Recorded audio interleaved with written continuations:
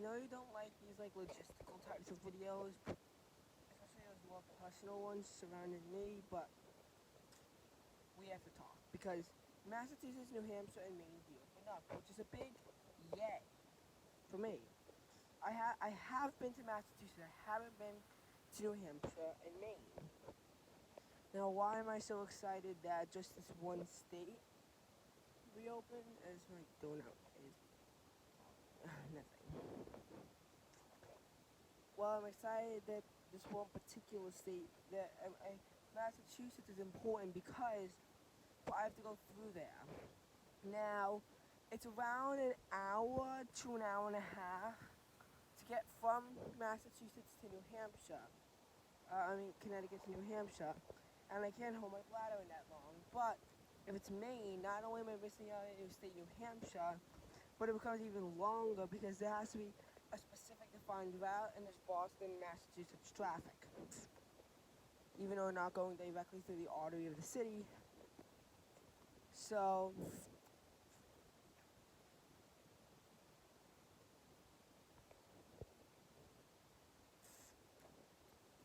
you're probably thinking though, what are the chances that we get to go? Well, Vermont still remains unlikely, but there's still only 76% chance that things work the way I want. And with COVID, 76% is like 7.6% if things change in a negative way.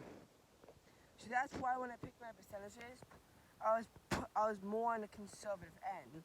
So the first thing is obviously has to revolve around me or my family. During week 6 of camp, we can't get exposed. If it's Monday, it's not so bad, but I mean realistically, if that happens, all of our vacation ideas have to be postponed and put to, and we probably won't get to go. However, that's a pretty low chance of happening, given that one, we might have gotten it sometime during March or April, and therefore have herd immunity, although this is unlikely. Two,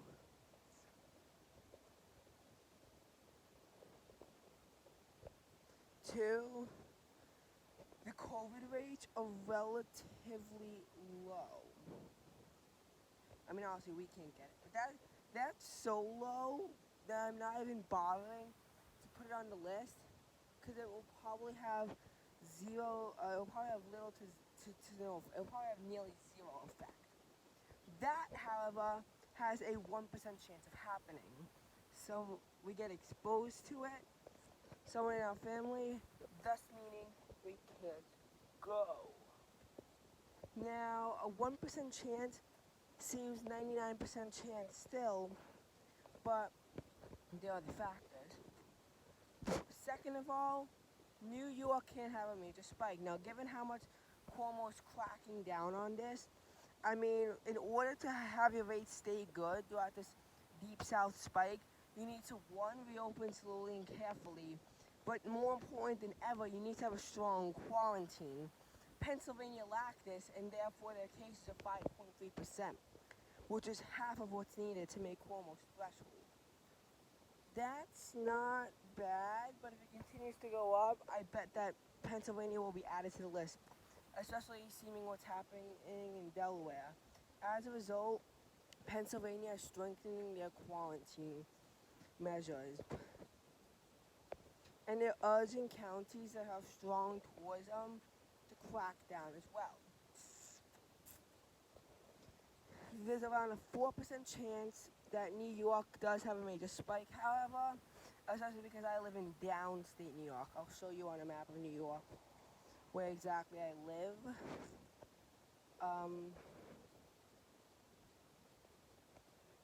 New York. And there's around a 4% chance. That's 96%, but factoring in with the 99% is 95.04%, which rounds to 95%, and we'll be using that instead. But there's a 94% chance that something bad happens. There's a 94% chance, there's a 6% chance something bad happens, not 94%. That is that there's a major spike. There's a major spike in New England, which is slightly higher due to loosening up and due to a lot of rallies happening, particularly in New Hampshire, where social distancing and masks are not enforced. I don't think that's going to be a major problem, but I'm saying it's a 94% chance of happening, and 95 times 94 is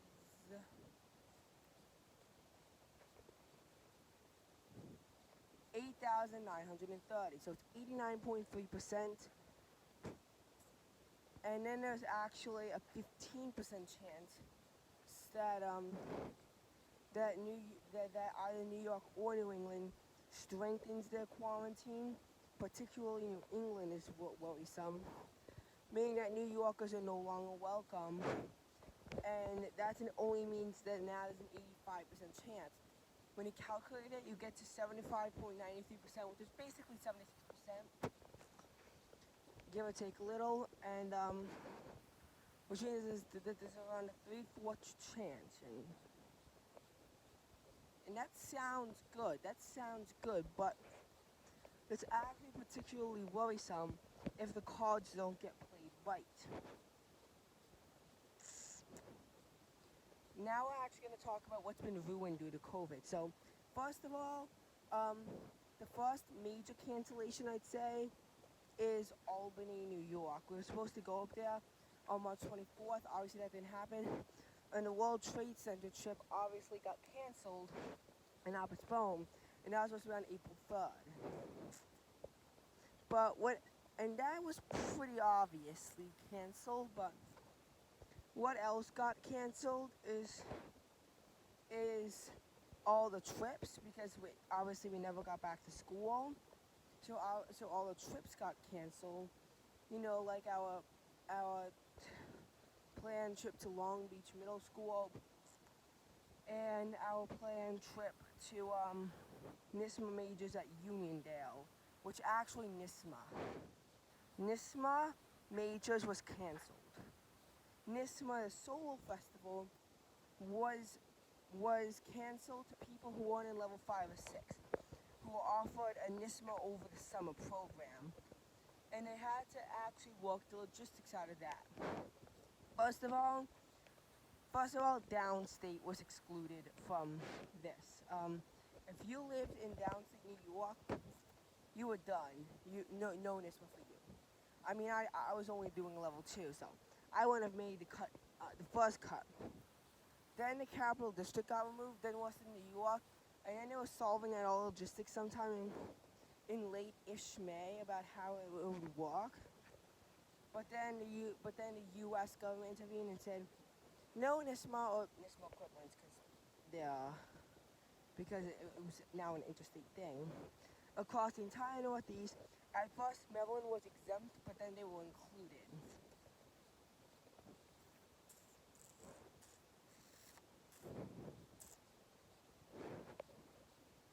So at first, Maryland was exempt from this, and then they were included in this.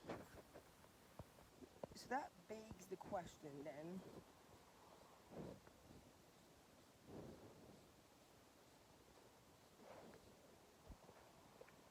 That begs the question.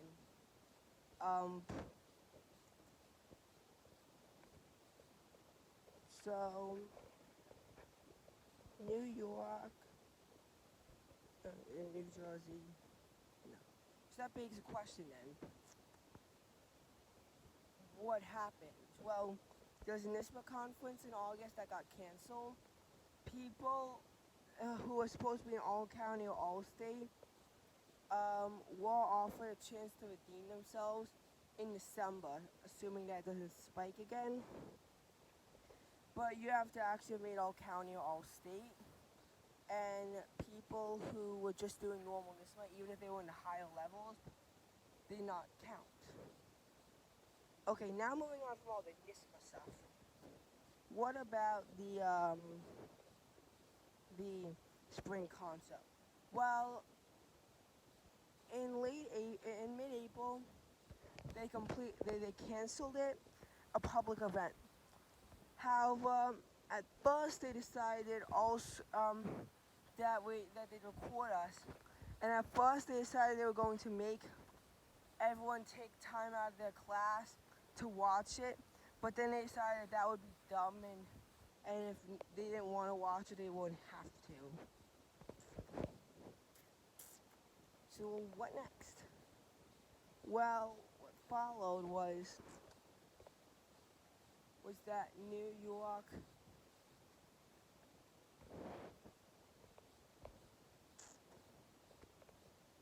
well what followed is that they said that this would only happen if we were able to get back into school by June 1st. But with the very real possibility of summer school, I wouldn't say threat is a good one.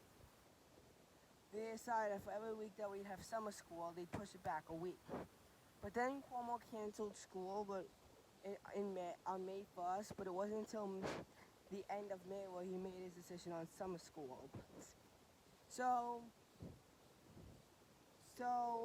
obviously that was out the window. Camp, all trips were canceled, and there were 6 overnight trips. We've already been on 2, but I haven't ever been to Vermont, and the Burlington trip, which would have included Six Flags New England at Agawam, Massachusetts, a hotel just on the other side of the border in Connecticut, a trip to Burlington to go to a couple museums there, and then the National Basketball Hall of Fame at Springfield, Massachusetts, were all canceled. What else was canceled was the trip to Hershey Park in Philadelphia, and then we were going to see a battleship at Camden, New Jersey, and Dorney Park and Broadway show. I mean, actually a lot of stuff was canceled, right? Oh yeah, and then the Southeastern Connecticut trip was also canceled. So, in fact, they couldn't even have any trips, even day trips, because all transportation had to have been canceled. 90% of kids couldn't go to camp. Because I'd say that, and there's actually a good reason why only 10%, around 10%. So only 90% of kids go to camp in normal times. There's always that 10% that doesn't go to any camp at all. You know, obviously. So if 90, around 60-ish% of kids, I'd say, and I know that that's a bold mark, maybe 50-ish% of kids, go to sleepaway camp. And while most go to Pennsylvania, I'd say a good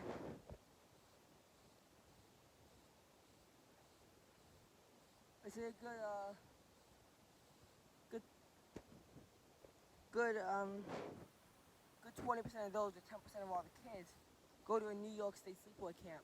But on June 12th, Cuomo passed an executive order that allowed day camps, but banned sleepaway camps, especially at my age. So I'd say that there was now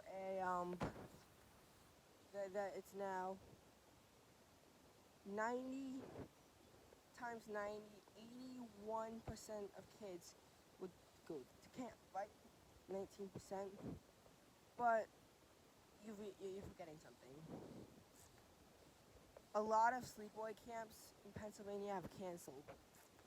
I don't know who is going to.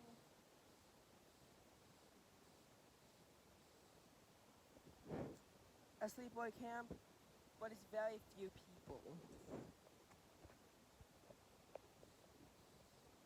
And because it's not a lot of people,